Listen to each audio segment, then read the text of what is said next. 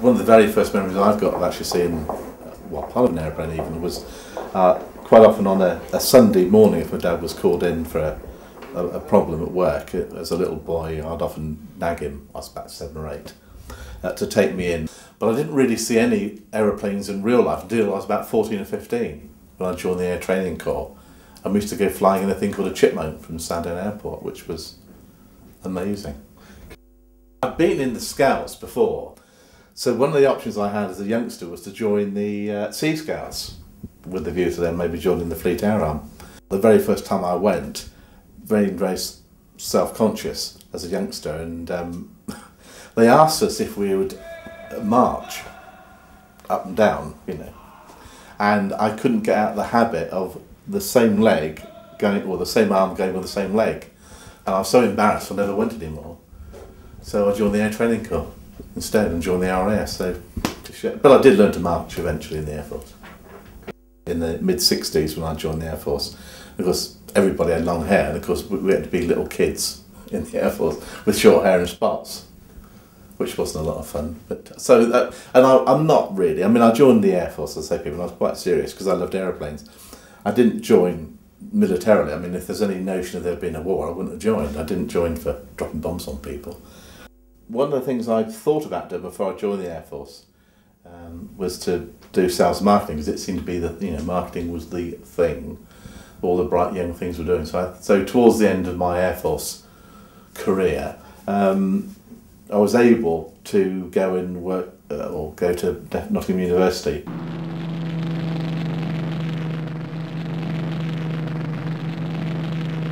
I was listening to a programme on Radio 4 yesterday about art, and in the end I turned it off, because at the end of the day 90% of art is just for people to enjoy, to look at and give them a sense of enjoyment. That's all it is. It's nothing more than that, and all these academics tend to read so much into what art is, and it's entertainment. When I'm painting something, because I paint paintings of aeroplanes, it has to be, the aeroplane itself has to be like a technical drawing, because people are looking for the detail. You can't be there or thereabouts. Some years ago I worked in management consultancy and training, which meant often that I'd finish work about 5 o'clock on a Friday near an airport in Heathrow or somewhere like that. By the time I get home at 10 at night, I was like a bear with a sore head. So one Christmas my wife had the bright idea of buying me a watercolour set, which when I opened I thought, well, I don't even paint window frames. And I thought it was maybe for my daughter, but she said, no, it's for you. I said, well, thank you, but what am I going to do with that?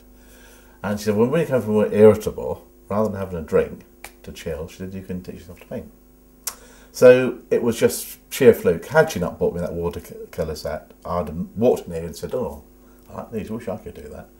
Like most people do. They just assume that they could never paint, but you never know till you try. I tend to paint just in oil now, particularly with originals. When people commission you to do a painting, there's an expectation that oil is a slightly superior medium to any other.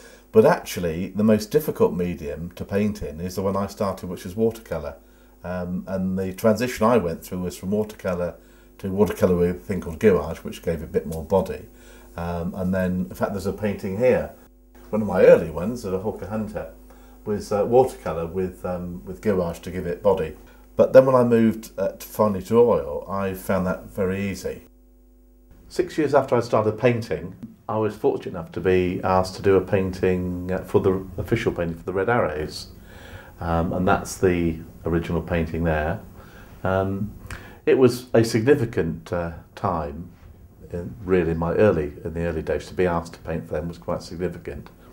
We produced 100 master copies, Giclée master copies of that particular image. They of course got #1. Born and raised on the island, I mean, I joined the Air Force at 17 and a half, never with the intention of leaving the island permanently, but the way life works out, you get married and you move away. But I've always had this hankering to go home. So what I'm aiming to do at the moment with the business is to move it to such a way that I can work from a website, not have the overheads of the studio, and be able to do a bit of fishing as well and a bit of sailing, and painting of course. Certainly that's one of my dreams, is to move home.